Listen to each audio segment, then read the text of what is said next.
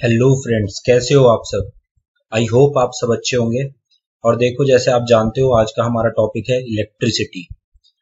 तो यार, इलेक्ट्रिसिटी से हम चारों तरफ से घिरे हुए हैं। चाहे हमारे रूम में जल रहा बल्ब हो, फैन हो, या फिर हमारा लैपटॉप या फोन जिसमें आप ये वीडियो देख रहे हो, वो सब भी किस चीज से चल रहा है? इलेक्ट्रिसिटी से चल रहा है। लेकिन क्या हमने कभी सोचा ये इलेक्ट्रिसिटी होती क्या है? ठीक है, इलेक्ट्रिक चार्जेस क्या होते हैं, इलेक्ट्रिसिटी कितने टाइप की होती है। तो ये कुछ जनरल क्वेश्चंस हैं जिनके बारे में आज हम इस वीडियो में पढ़ेंगे। और इलेक्ट्रिसिटी का बेसिक समझने के बाद स्टैटिक इलेक्ट्रिसिटी के बारे में थोड़ा बहुत इंट्रोडक्शन देखेंगे कि हमारी जनरल लाइफ में स्टैटिक इलेक्ट्रिसिटी कहाँ कहाँ हम ऑब्जर्व करते हैं। तो जो सबसे पहला क्वेश्चन हमारे माइंड में आता है कि व्हाट इज इलेक्ट्रिसिटी। तो अगर इलेक्ट्रिसिटी की एक सिंपल डेफिनेशन में आपको बताऊं तो electricity is the presence and flow of electric charges. ठीक है, अगर किसी भी जगह पर इलेक्ट्रिक चार्जेस प्रेजेंट है या फिर वो फ्लो कर रहे हैं तो हम बोल सकते हैं कि इस जगह पर इलेक्ट्रिसिटी प्रेजेंट है। देखो, इसको इस एग्जांपल से हम समझते हैं। ये एक इलेक्ट्रिक बल्ब देखो हमारे रूम में समझो जल रहा है। तो ये इलेक्ट्रिक बल्ब क्यों ग्लो कर रहा है? क्योंकि इसके अंदर से कुछ ना कुछ इलेक्ट्रिक चार्ज फ्लो हो रहे होंगे। इस तरीके से इलेक्ट्रिक चार्जेस इसके अंदर से फ्लो हो रहे होंगे, तो इसका मतलब यहाँ पे इलेक्ट्रिसिटी प्रेजेंट है। इसी तरीके से एक एग्जांपल यहाँ पे नीचे जो दिया हुआ है, यहाँ पे एक पेन है। इस पेन को हमने चार्ज किया हुआ है, इस पेन के ऊपर कुछ ना कुछ चार्ज है। तो ये छोटे छोटे टाइनी पीसेज हैं पेपर के, इनको ये अपनी तरफ अट्रैक्ट कर रहा है। ठीक है, तो हम बोल सकते हैं कि इस केस में भी इलेक्ट्रिसिटी प्रेजेंट है। अब ये जो डेफिनेशन है इलेक्ट्रिसिटी की, इसमें सबसे इंपॉर्टेंट चीज है इलेक्ट्रिक चार्जेस। अब ये जो चार्जेस होते हैं ये क्या चीज है, इसको हम पहले समझते हैं। तो electric charge is a property of matter that tells us how it's going to act when placed in an electromagnetic field. तो सबसे पहली चीज जो हमें समझनी है कि इलेक्ट्रिक चार्ज क्या है, ये किसी ऑब्जेक्ट की प्रॉपर्टी है। जैसे कि मैं बोलूं कि मेरे पास एक फोन रखा हुआ है, इस फोन का कुछ मास है, ठीक है, इसका कुछ कलर है, इसकी कुछ शेप है। तो ये सारी चीजें क्या है, ये इसकी प्रॉपर्टी है। इसी तरीके से इलेक्ट्रिक चार्ज भी क्या है, किसी भी ऑब्जेक्ट की प्रॉपर्टी होती है। और ये कौन सी प्रॉपर्टी है? ये वो प्रॉपर्टी है जो बताती है कि अगर इस ऑब्जेक्ट को आपने इलेक्ट्रोमैग्नेटिक फील्ड के अंदर प्लेस किया तो वो किस तरीके से रिएक्ट करेगा। अगर किसी ऑब्जेक्ट के ऊपर इलेक्ट्रिक चार्ज ज्यादा है तो इलेक्ट्रोमैग्नेटिक फील्ड में रखने के बाद उस पर फोर्स ज्यादा एक्ट करेगी। अगर किसी ऑब्जेक्ट के ऊपर इलेक्ट्रिक चार्ज लेस है, कम इलेक्ट्रिक चार्ज है, तो उसके ऊपर फोर्स भी कम लगेगी। अगर आप उसे इलेक्ट्रोमैग्नेटिक फील्ड के अंदर रखोगे तो वो कम फोर्स एक्सपीरियंस करेगा। तो बेसिकली इलेक्ट्रिक चार्ज क्या है, ये ऑब्जेक्ट की एक प्रॉपर्टी है जिससे हमें पता चलेगा कि अगर हम इस ऑब्जेक्ट को इलेक्ट्रोमैग्नेटिक फील्ड में रखेंगे तो ये किस तरीके से रिएक्ट करेगा। इस पे ज्यादा फोर्स लगेगी या कम फोर्स लगेगी, या इस पे कोई फोर्स नहीं लगेगी। ये चीज डिसाइड करेगा आपका इलेक्ट्रिक चार्ज। इसको देखो इस तरीके से समझते हैं।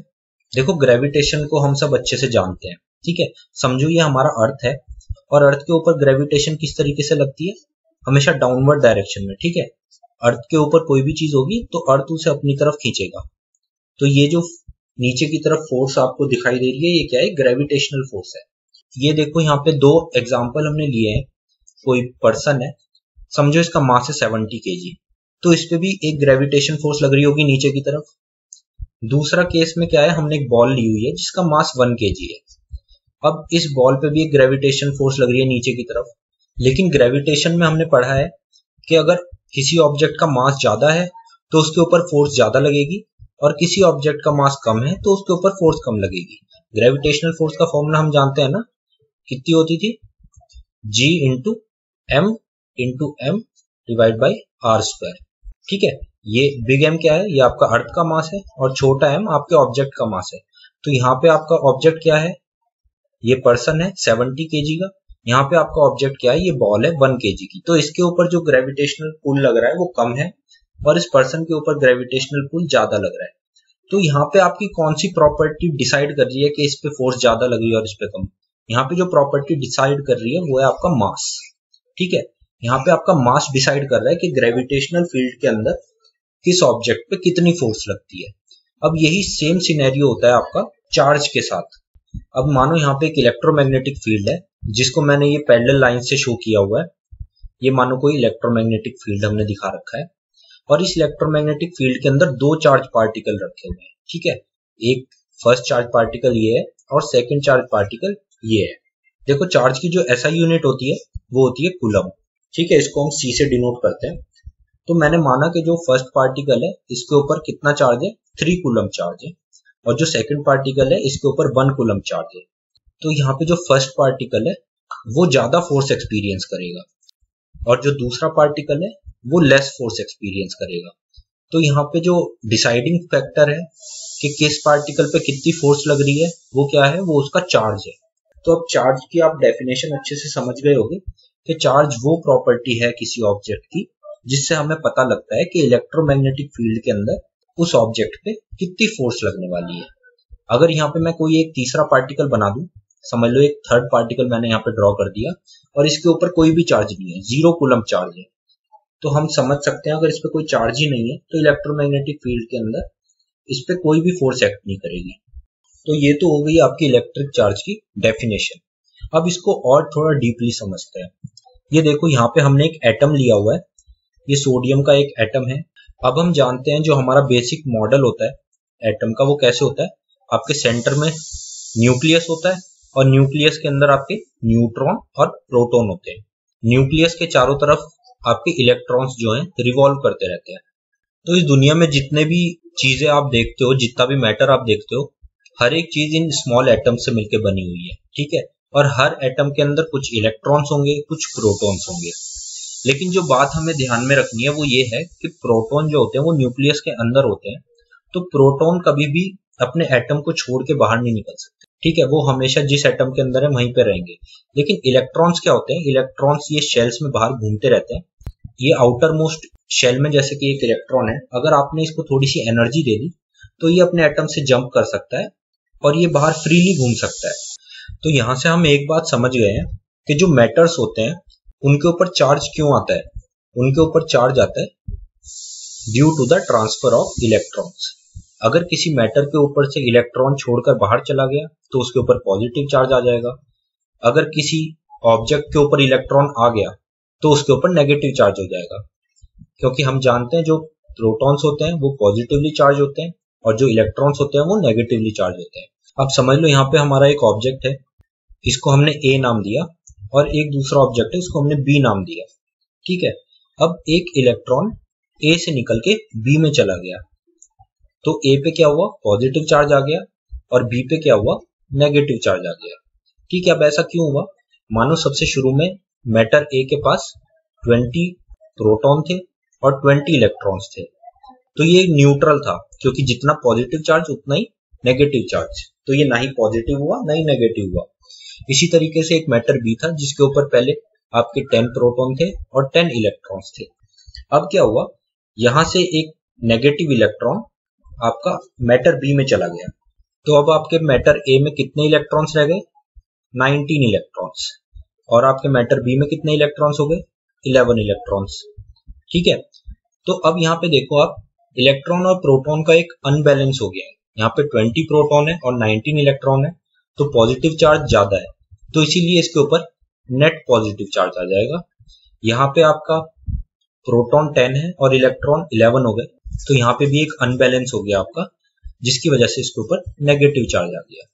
अब चार्ज पार्टिकल्स की एक प्रॉपर्टी होती है, अगर कोई दो ऑब्जेक्ट है जिनके ऊपर सेम चार्ज है, समझ लो मैटर ए भी पॉजिटिव है और मैटर बी भी पॉजिटिव है, तो ये दोनों ऑब्जेक्ट को जब आप एक दूसरे के पास लाओगे तो ये एक दूसरे को रिपेल करेंगे। रिपेल का मतलब ये एक दूसरे से दूर भागेंगे। और इसके अपोजिट अगर आपके दोनों ऑब्जेक्ट के चार्ज अपोजिट होंगे, समझो एक पे पॉजिटिव चार्ज है और एक पे नेगेटिव चार्ज है, तो ये दोनों ऑब्जेक्ट एक दूसरे को अट्रैक्ट करेंगे, यानी ये एक दूसरे की तरफ भागेंगे। तो ये कुछ बेसिक प्रॉपर्टी होती है आपकी चार्जेस की। तो अब हम समझ गए हैं कि कोई भी ऑब्जेक्ट चार्ज क्यों होता है, due to the transfer of electrons. अगर इलेक्ट्रॉन एक ऑब्जेक्ट से दूसरे ऑब्जेक्ट के ऊपर मूव हो रहा है तो एक ऑब्जेक्ट पॉजिटिव हो जाएगा और दूसरा ऑब्जेक्ट नेगेटिव हो जाएगा, और फिर हम कह सकते हैं कि ये ऑब्जेक्ट जो है ये इलेक्ट्रिकली चार्ज्ड है। अब देखो, फ्लो ऑफ इलेक्ट्रॉन्स को ही ध्यान में रखते हुए हमने मटेरियल्स को दो पार्ट्स में डिवाइड किया हुआ है, एक होते हैं आपके कंडक्टर्स और एक होते हैं आपके इंसुलेटर्स। अब कंडक्टर्स कौन से मटेरियल होते हैं, जिनके अंदर आपके इलेक्ट्रॉन्स इजीली फ्लो कर सकते हैं, जैसे कि आपके मेटल्स हो गए, ठीक है। आपने कॉपर वायर लिया, कॉपर वायर के एक एंड में अगर इलेक्ट्रॉन था, तो ये इलेक्ट्रॉन इजीली दूसरे एंड तक ट्रेवल कर सकता है। ठीक है, ये मेटल की प्रॉपर्टी है, इसके अंदर इलेक्ट्रॉन्स इजीली एक जगह से दूसरी जगह ट्रेवल कर सकते हैं, ये इनके मूवमेंट को रेजिस्ट नहीं करता। इंसुलेटर्स कौन से मटेरियल होते हैं? इंसुलेटर्स के अंदर जो आपके इलेक्ट्रॉन्स हैं वो फ्रीली मूव नहीं कर सकते। जैसे कि आपके ग्लास हो गया, आपका रबर हो गया। रबर में अगर आपके पास एक रबर का ऐसे वायर है, आपने इसके एक कोने में करंट दिया और इलेक्ट्रॉन्स को फ्लो कराने की कोशिश की, तो ये इलेक्ट्रॉन फ्लो नहीं करेगा। ठीक है, ये इस कोने पे ही रहेगा। या समझ लो आपके पास कोई ग्लास है, समझ लो ये आपका एक ग्लास है, आपने इसके बॉटम को चार्ज कर दिया। ठीक है, आपने इसके बॉटम को समझ लो पॉजिटिवली चार्ज बना दिया, तो ये जो पॉजिटिव चार्ज है ये सिर्फ इसके बॉटम में ही रहेगा, ये इसके पूरे सरफेस में ट्रांसफर नहीं हो पाएगा। ऊपर का सरफेस इसका अभी भी न्यूट्रल है। लेकिन कंडक्टर्स में ऐसा नहीं होता। कंडक्टर्स में समझ लो अगर आपके पास ये मेटल का एक ग्लास है, मेटल के ग्लास के अगर आपने बॉटम के ऊपर कोई चार्ज दे दिया है, समझ लो पॉजिटिवली चार्ज कर दिया आपने इसका बॉटम, किसी भी मेथड से किया आपने, चाहे फ्रिक्शन के थ्रू किया, रब करके किया किसी चीज से, या आपने इसके अंदर कोई करंट प्रोवाइड कराया, तो ये जो आपका चार्ज है ये एकदम से पूरे ग्लास में फैल जाएगा। ठीक है, आपका पूरा जो ग्लास है ये इक्वली चार्ज हो जाएगा, इस पे पूरे पे पॉजिटिव चार्ज आ जाएगा। तो हम कहेंगे कि ये एक अच्छा कंडक्टर है और ये एक इंसुलेटर है। तो अब देखो हमें समझ में आ गया है कि इलेक्ट्रिसिटी क्या होती है, इलेक्ट्रिक चार्जेस क्या होते हैं। ठीक है, किस तरीके से कोई ऑब्जेक्ट इलेक्ट्रिकली चार्ज होता है, अगर उसके ऊपर इलेक्ट्रॉन आ जाए या उसके पास से कोई इलेक्ट्रॉन चला जाए तो वो इलेक्ट्रिकली चार्ज हो जाता है। ठीक है, हमने मटेरियल्स भी देखा किस तरीके के होते हैं, कुछ कंडक्टर्स होते हैं, कुछ इंसुलेटर्स होते हैं। लेकिन अब हमारे दिमाग में आता है कि इलेक्ट्रिसिटी कितने टाइप की होती है, तो यही हमारा नेक्स्ट क्वेश्चन है, टाइप्स ऑफ इलेक्ट्रिसिटी। तो इलेक्ट्रिसिटी को बेसिकली हम दो पार्ट्स में डिवाइड करते हैं, एक होती है आपकी स्टैटिक इलेक्ट्रिसिटी और एक होती है आपकी करंट इलेक्ट्रिसिटी। तो देखो इनके नाम से ही पता चल जाएगा, स्टैटिक का मतलब जिसके अंदर मोशन नहीं हो रहा है, और करंट का मतलब जो कि फ्लो कर रही है। किसी भी चीज के आगे करंट लगा हुआ है तो इसका मतलब कोई ना कोई चीज फ्लो कर रही है। कहीं पे भी स्टैटिक लिखा हुआ है यानी कि उसके अंदर कोई मोशन नहीं हो रहा है, वो अपनी जगह पे वैसा का वैसे ही रखा हुआ है। तो इनके नाम से इनकी डेफिनेशन हम समझ सकते हैं कि अगर आपकी बॉडी के ऊपर कोई चार्ज आ जाए और वो आपकी बॉडी के ऊपर स्टैटिकली ऐसे के ऐसे ही रखा रहे, वो फ्लो ना करे, तो हम बोलेंगे इस केस में कि ये आपकी स्टैटिक इलेक्ट्रिसिटी है। तो डेफिनेशन में भी आप देख सकते हो, static electricity is an imbalance of electric charges within और on the surface of a material.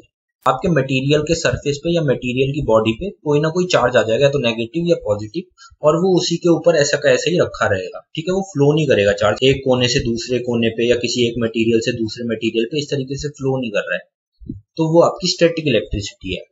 अब इसका एग्जाम्पल क्या हो सकता है, जैसे कि सर्दियों में आप देखते हो आपके घरों पे बड़े बड़े फर वाले कारपेट बिछे रहते हैं, अगर आप उनके ऊपर बहुत देर तक चलते रहोगे तो आपकी जो फीट है, आपकी फीट से कुछ इलेक्ट्रॉन्स लूज होंगे और वो कारपेट के अंदर चले जाएंगे, तो आपकी जो बॉडी होगी वो पॉजिटिवली चार्ज हो जाएगी क्योंकि वो इलेक्ट्रॉन लूज कर रही है, और जो कारपेट है, कारपेट नेगेटिवली चार्ज हो जाएगा क्योंकि उसके ऊपर इलेक्ट्रॉन्स आ रहे हैं। तो अब ये जो दोनों बॉडी हैं इनके अंदर स्टैटिक इलेक्ट्रिसिटी आ चुकी है क्योंकि ये चार्ज हो चुकी है। दूसरा टाइप है आपका करंट इलेक्ट्रिसिटी। तो करंट इलेक्ट्रिसिटी तो समझना बहुत ही आसान है, आप अपने डेली लाइफ में देखते रहते हैं, आपके यहाँ पे इलेक्ट्रिक बल्ब जल रहा है, आपका टीवी चल रहा है, ठीक है, फैन चल रहा है, इन सब में जो इलेक्ट्रिसिटी आ रही है वो कौन सी है, करंट इलेक्ट्रिसिटी। तो जब आपका इलेक्ट्रिक चार्ज फ्लो कर सकता है किसी भी मटेरियल के थ्रू, समझो एक कॉपर का वायर है, इसके अंदर ये सारे इलेक्ट्रॉन्स ऐसे मूव कर रहे हैं एक कोने से दूसरे कोने में, तो ये क्या है, ये आपकी करंट इलेक्ट्रिसिटी है।